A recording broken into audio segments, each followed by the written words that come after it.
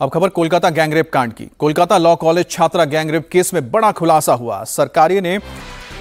सरकार ने कोर्ट को बताया कि इस घिनौनी वारदात के दौरान जब पीड़िता की तबीयत बिगड़ने लगी और आरोपियों ने उसे इनहेलर खरीद कर दिया था और एक आरोपी जैब मोहम्मद मेडिकल स्टोर गया और उसने इनहेलर का ऑनलाइन पेमेंट भी किया। तो जैब मोहम्मद के मेडिकल स्टोर पर इनहेलर खरीदने की तस्वीरें मेडिकल स्टोर के सीसीटीवी से मिल गई हैं और साथ ही पुलिस ने इसको सबूत के तौर पर अपने पास ले लिया है। लेकिन हैरानी की बात तो यह है कि इनहेलर देने के बाद भी आरोपियों का दिल नहीं पसीजा और इसके बाद भी उन्होंने पीड़िता के साथ दरिंदगी रखी।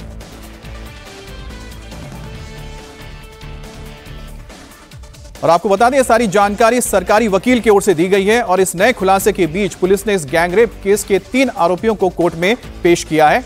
कोर्ट ने मुख्य आरोपी मनोजीत मिश्रा और 2 छात्रों जैब अहमद और प्रमित मुखर्जी को पुलिस की हिरासत में 8 जुलाई तक के लिए भेजा है। वहीं पर कॉलेज के सुरक्षा गार्ड पिनाकी बैनर्जी को भी 4 जुलाई तक पुलिस की हिरासत में भेज दिया गया है। साथ ही कोलकाता लॉ कॉलेज की गवर्निंग बॉडी तीनों आरोपियों को कॉलेज से निकाल चुकी है। तो यह बड़ा खुलासा हुआ है कि किस तरह से जो गैंगरेप के आरोपी थे उन्होंने इनहेलर दिया था इस पीड़िता को, और ये तमाम जो खुलासे हुए हैं वो सरकारी वकील की ओर से हुए हैं।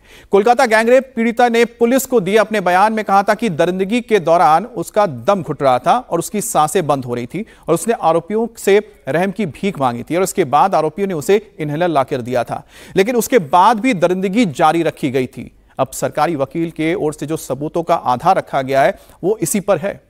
एक आरोपी जैब अहमद मेडिकल स्टोर से इनहेलर खरीदने गया था, उसके सबूत सीसीटीवी और साथ ही साथ ऑनलाइन पेमेंट के जरिए मिल चुके हैं। अब इसका खुलासा कोर्ट में सुनवाई के दौरान सरकारी वकील ने किया है। इसी के बाद कोर्ट ने आरोपियों की पुलिस रिमांड बढ़ा दी है। इस घटना के बाद बीजेपी नेता अब टीएमसी पर हमलावर हैं।